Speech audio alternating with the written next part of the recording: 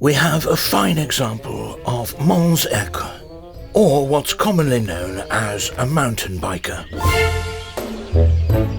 Sometimes called a gnarly dude, a shred master, or a dirt merchant. Although usually a pack animal, today we find him alone. He's easily startled.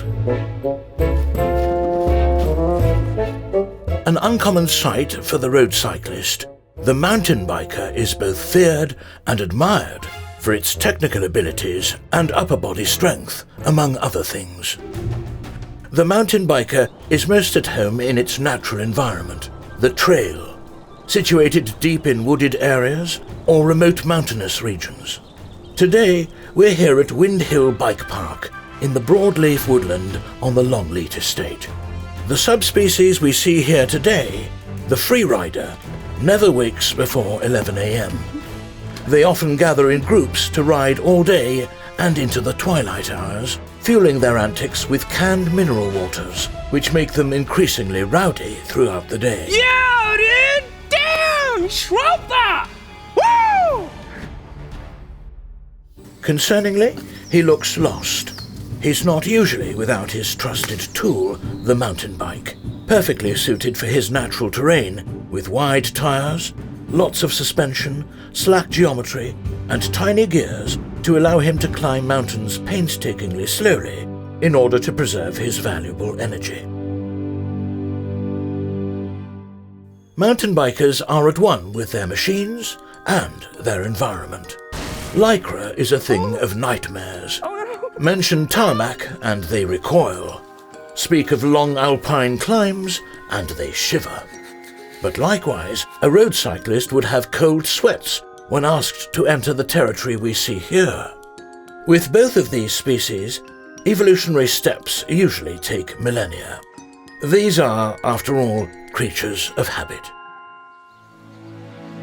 However, there's talk of something that's making sweeping changes to the lives of both.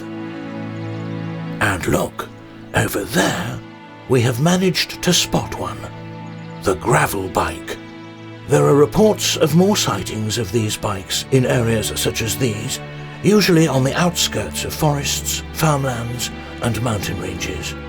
They're getting bolder, reaching further into the mountain bikers' territory than we've seen before. Developing first in North America and then spreading around the world, the gravel bike is being adopted by road cyclists as a way to broaden their horizons, giving them new and fertile hunting grounds from city streets to untouched wilderness. But what would happen if a mountain biker came across one? In the right hands, can a tool such as this be pushed beyond the limits of what a road cyclist is capable of?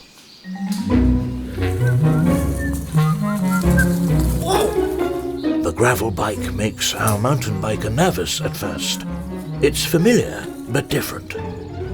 This specimen is a Pinarello Greville with Shimano GRX group set and Shimano wheels. Motion-sensitive cameras allow us to see what the mountain biker gets up to when presented with a challenge, the likes of which it's not encountered before. How will he deal with this new threat to the status quo?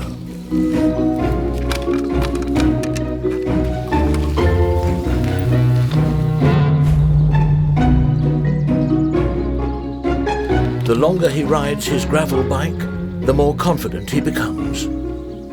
What is this? Oh. Nice. Ooh. The skinny tires grip when he needs them to.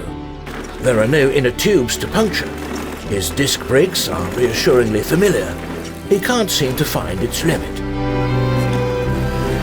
His derailleur even has a clutch, something he'll be used to, which will help keep his chain in close order when things get a little bumpy. Even his gears provide plenty of range for going downhill as well as up, which is just as well, because fascinatingly, the mountain biker now appears to want to ride fast, uphill as well as down. The mountain biker, it would seem, is enjoying himself. Yeah!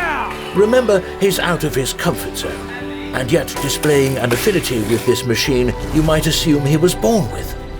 Indeed, this is all part of a dominating display targeted at road cyclists, Oh, yeah! instilling a sense of inferiority by leaping not just inches, but many feet up into the air. And yet the gravel bike seems at home here, as it would be on a tame fire road, or indeed the infamous city cafe ride.